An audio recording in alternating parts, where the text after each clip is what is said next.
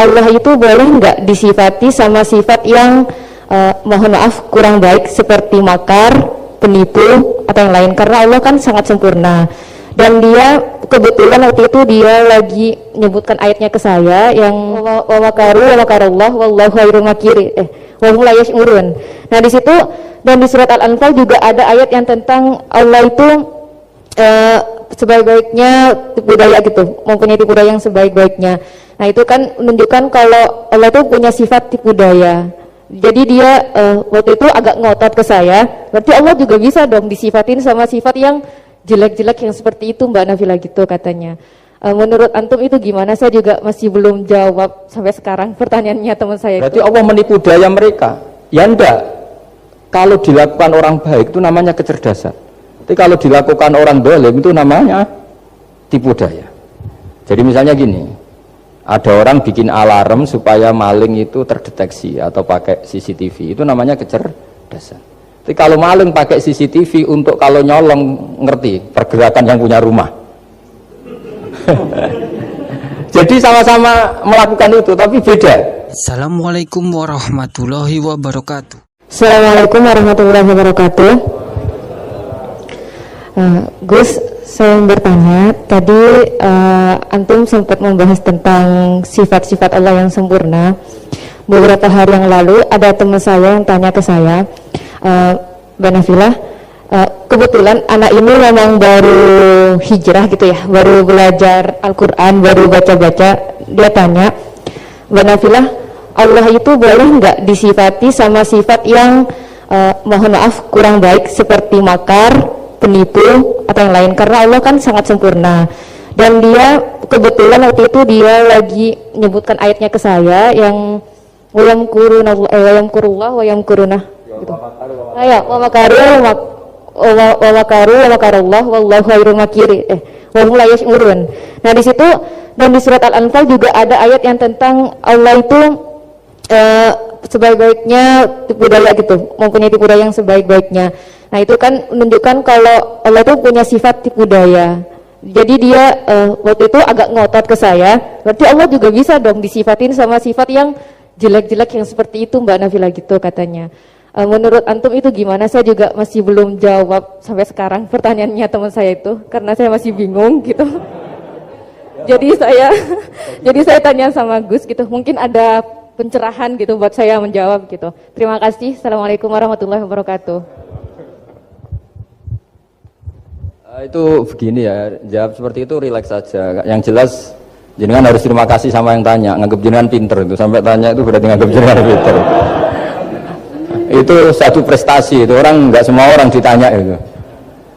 Itu begini ya kalau dalam ilmu balaghah. Makanya saya ini kan pengajar ya, pengajar fikih juga pengajar balaghah, juga pengajar tasawuf, pengajar mantek. Kalau di pesantren kan memang semua itu diajarkan Pak Fatullah.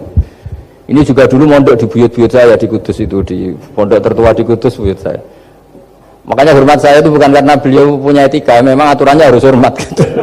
Saya juga harus hormat beliau karena beliau rektor, ya sudahlah saling menghormati.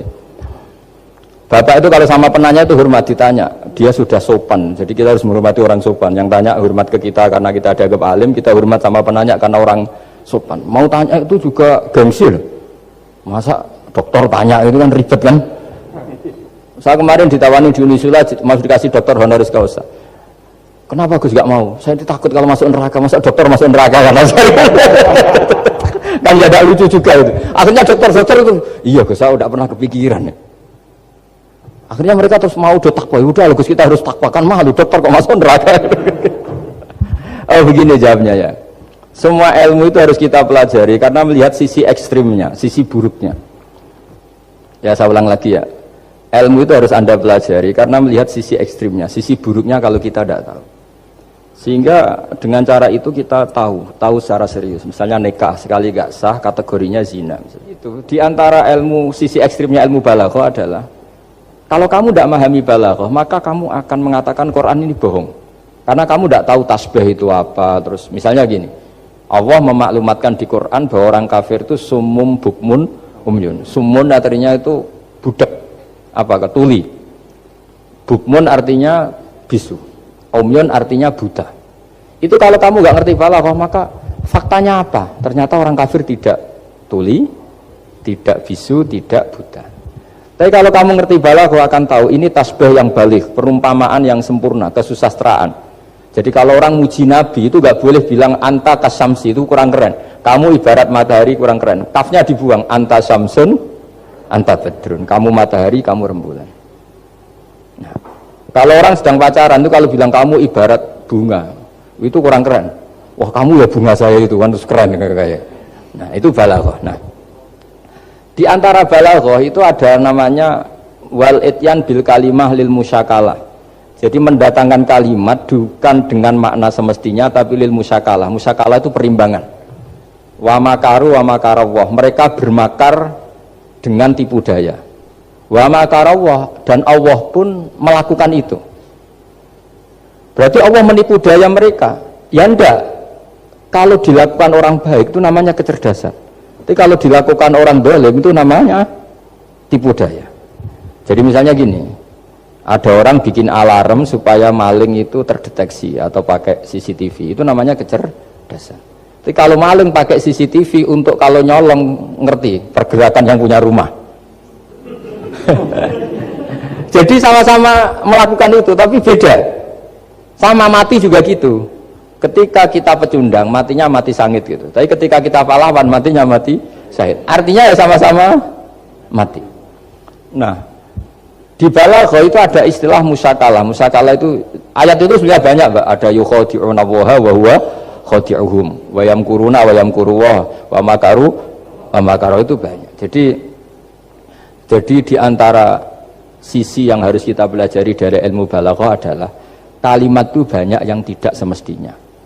Ya tadi misalnya kita bilang coba kamu jalan dulu. Kalau kita bawa mobil, maksudnya mobil itu jalan, kita duduk, tapi kalimatnya tetap sudah kamu jalan dulu. Mau naik mobil kok dibilang jalan. Jadi berdiri juga gitu. Ya ayyuhal muddatsir kum fa'anzir. Kum berdirilah kamu. Berdiri maknanya mengurus sesuatu yang serius. Itu orang Arab bilang berdiri. Sehingga disebut wayuqimuna sholat, dan mereka mendirikan sholat. Apa semua sholat itu bentuknya berdiri? Nah, nuruti cangkem elek kan protes ya? Makanya begitu juga sholat. Sholat itu harus menghadap kiblat. Yang benar aja, kalau pas sujud menghadap apa coba? Menghadap tanah kan? Jadi kalau nurutin bahasa ini nggak ada yang benar gitu. Maka berhati-hatilah dalam bahasa, karena bahasa itu nggak jelas. Kalau kamu sedang senang istri kamu, mesti bilang gini, wah saya cinta kamu karena kamu cantik. Harusnya istrinya tersinggung. Tersinggung gini, berarti suatu saat kalau saya jelek Anda sudah tidak cinta kan? Kebetulan para istri tidak pinter, sehingga dipuji gitu ya senang. Sebetulnya itu tidak pujian, itu bahaya itu.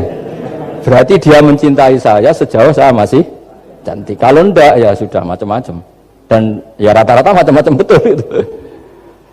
Artinya bahasa itu nggak usah dimaknani. Makanya saya kemarin bilang sama Pak Rohidin itu, Mbok ya UI itu kalau ngaji misalnya Bukhari dengan pemaknaan ulama. Karena maknani bahasa ini satu pekerjaan yang kalau tidak ulama tidak bisa. Apalagi bahasanya Rasulullah SAW. Bahasa itu susah. Dalam keseharian saja kita maknani susah, apalagi bahasanya Quran dan hadis. Ya, tapi contoh paling gampang gitu. Wa yuqimuna sholat, mendirikan sholat.